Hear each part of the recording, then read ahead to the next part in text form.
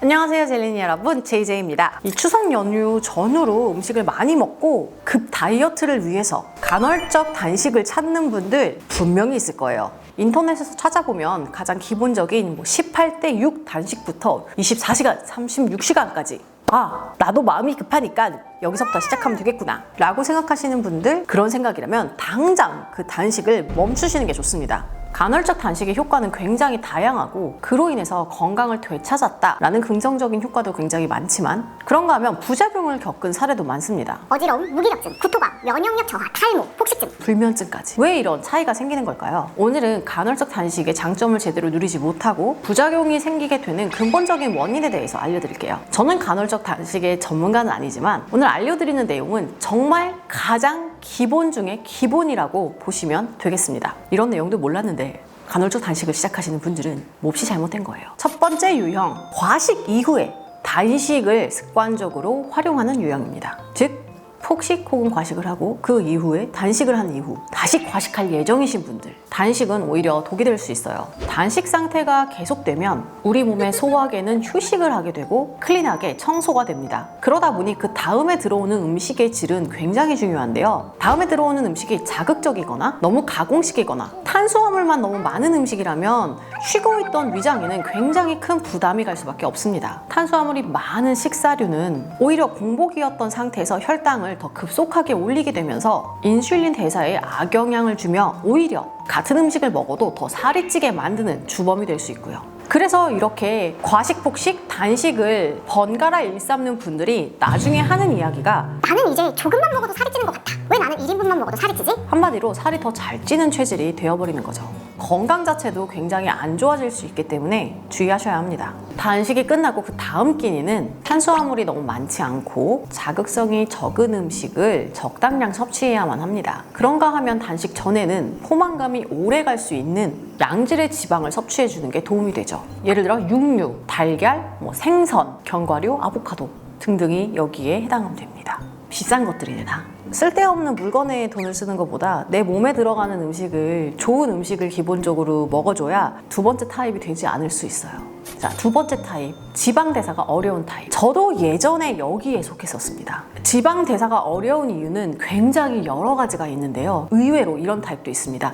탄단식단을 오래 한 경우, 탄수화물을 굉장히 규칙적으로 먹어온 분들, 저처럼 운동을 하면서 식단을 하신 분들도 지방대사가 어려울 수 있습니다. 이런 사람들은 에너지 회로가 탄수화물로서만 돌아가다 보니 탄수화물이 고갈되면 바로 공복감이 느껴지고 모든 신체 기능이 떨어지게 됩니다. 이때 무조건 참으면 돼! 의지라는 생각으로 무리하게 단식을 18시간 동안 진행하게 되면 식이 스트레스로 인한 탄수화물 폭식 욕구의 증가, 나아가 신체 기능 저하까지. 원래 단식 중에는 배고픔을 크게 느끼지 않아야 정상이고, 그러기 위해서는 지방을 가져다 사용하는 지방 회로 자체가 몸에서 잘 유지되고 운용이 되어야만 합니다. 즉 사용해본 경험치가 많아야 한다는 거죠. 이걸 모르고 그저 사람들이 많이 하는 18대6 단식을 바로 시작했다가 이 식단은 나와 정말 맞지 않은 나쁜 식단이구나 라고 안 좋은 결론을 내리신 분들 굉장히 많으실 거예요. 왜냐면 지방은 쓰기 어려운 에너지원이다 보니까 우리 몸에서도 연습이 필요하고 탄수화물이 충분히 고갈이 되어야지만 지방을 가져다 쓰는 움직임이 일어나다 보니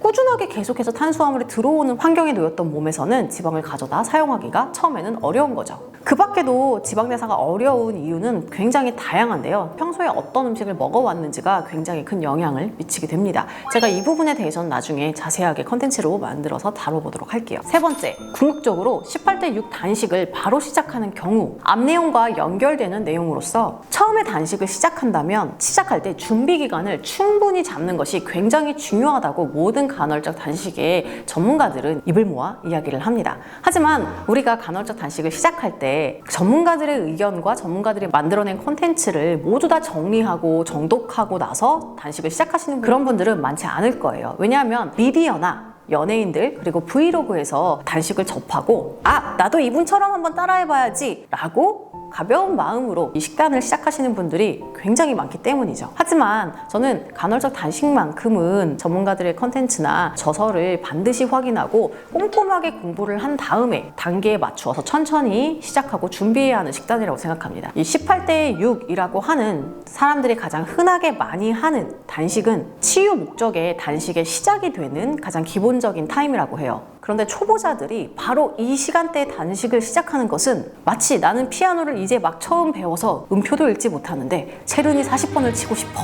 라고 하는 것과 동일한 이치입니다. 그렇기 때문에 우리는 18대 6의 단식을 시작하기 이전에 앞서서 지방을 에너지로 잘 가져다가 꾸준히 사용할 수 있는 환경을 조성해줘야 하는데요. 이런 일련의 과정들은 시간이 절대적으로 필요합니다. 이렇게 몸에서 지방을 잘 사용하게 만들기 위해서는 기본적으로 탄수화물의 섭취를 줄인 식사 타이밍을 식사 내에 구성하는 것이 중요하고요. 저 같은 경우 이 첫 번째 단계를 저녁 식사에서 탄수화물을 배제하고 지방과 단백질로만 식사하는 것으로 연습을 해왔습니다. 두 번째는 나쁜 지방은 피하고 좋은 지방만 먹는 연습을 하셔야 합니다. 나쁜 지방을 많이 먹게 되면 결론적으로는 우리 몸에서 전체적인 세포대사가 떨어지면서 그 지방을 사용하지 못하는 몸으로 바꿔놓게 돼요. 그런데 이 나쁜 지방은 주로 어디 들어있냐 하면 우리가 먹는 모든 가공 음식과 배달 음식에 들어있습니다. 그래서 이런 것들을 다 끊어주셔야 돼요. 세 번째는 당연히 식사 간격의 중간중간에 먹는 간식들도 없애줘야 합니다. 이런 것도 계속해서 혈당을 자극하기 때문에 나중에 단식을 유지하기가 어렵게 만들 수 있어요. 식사 중간중간에 과일이나 떡 같은 탄수화물 간식을 먹는 것 피해주셔야 합니다. 이렇게 어느 정도 기간을 유지하면 우리 몸은 준비가 될 거예요. 사실 간헐적 단식 식단의 원본은 먹고 싶은 거 다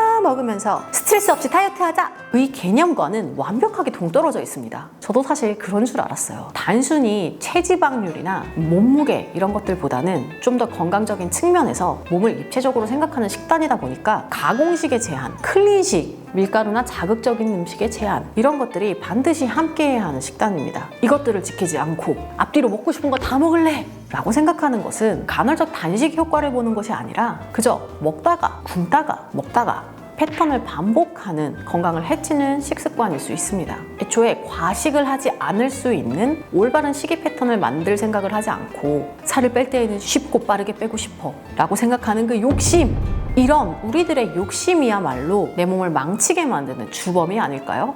급한 마음에 간헐적 단식을 찾았다면 천천히 전문가들이 만들어 놓은 저서나 콘텐츠를 보시면서 공부를 하며 이 식단이 어떤 식단이고 어떤 준비 과정이 필요한지 꼼꼼하게 단계별로 준비를 하셨으면 좋겠어요. 그게 아니라면 내일부터 그냥 먹는 양을 줄이고 간식, 배달 음식, 야식 줄이고 술 먹지 말고 그냥 나가서 뛰고 운동 병행하면서 정석 다이어트 하시길 바랍니다. JJ는 다음번에 또 재미있는 다이어트 정보 들고 찾아오도록 할게요. 여러분 모두 안녕.